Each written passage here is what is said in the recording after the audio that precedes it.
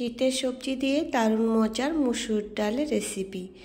একই রকম ডাল খেতে যখন আর ভালো লাগে না, তখন ডালের স্বাদটা পরিবর্তন করার জন্য এভাবে একবার সবজি দিয়ে ডাল রান্না করে খেয়ে দেখবেন, খেতে অসম্ভব মজার হয়। বাচ্চারা অনেক সময় সবজি খেতে একদমই পছন্দ করে না, এভাবে একবার বানিয়ে দিলে বাচ্চা থেকে বড় সকলেই খেতে পছন্দ করবে।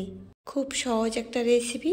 প্রথমে একটা কড়াই বসিয়ে কড়াইয়ের মধ্যে দিয়ে দিলাম কিছুটা জল। ছোটো বাটি দিয়ে 1 বাটি মুসুর ডাল আমি পরিষ্কার জলে ধুয়ে জলের মধ্যে দিয়ে দিলাম। ডালটা সিদ্ধ হতে থাক। আর এখানে আমি কিছু সবজি নিয়েছি ফুলকপি, আলু, শিম, মূলো। আমি মূলোর মাথায় যে ডাঁটাগুলো থাকে ওগুলোও নিয়েছি। এগুলো খেতে কিন্তু বেশ ভালো লাগে। ডালটা প্রায় অনেকটাই সিদ্ধ হয়ে গেছে। এখন কেটে ধুয়ে রাখা সবজিগুলো আমি ডালের মধ্যে দিয়ে দিচ্ছি। আপনারা আপনাদের পছন্দ মতো সবজি এখানে ব্যবহার করতে পারেন। আমার কাছে যে সবজিগুলো ছিল আমি সেই সবজিগুলোই ব্যবহার করেছি।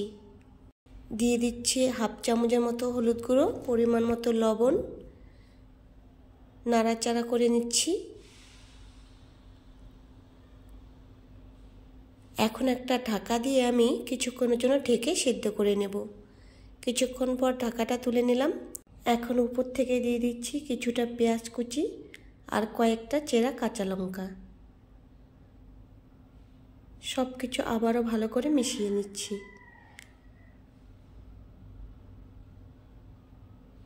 আবারও ঢাকা দিয়ে 2 মিনিটের মতো সিদ্ধ করে নিলাম।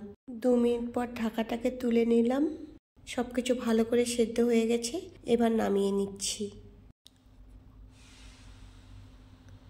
কড়াইটাকে পরিষ্কার করে আবার কড়াইটা বসিয়ে দিলাম।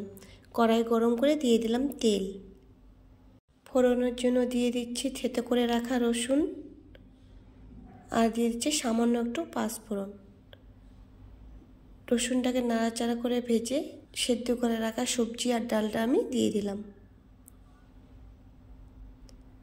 একটু ভালো করে ফুটে গেলে দিয়ে দিচ্ছি 1/2 চামচের মতো ভাজা জিরে গুঁড়ো আর দিয়ে দিচ্ছি কিছুটা ধনেপাতা কুচি।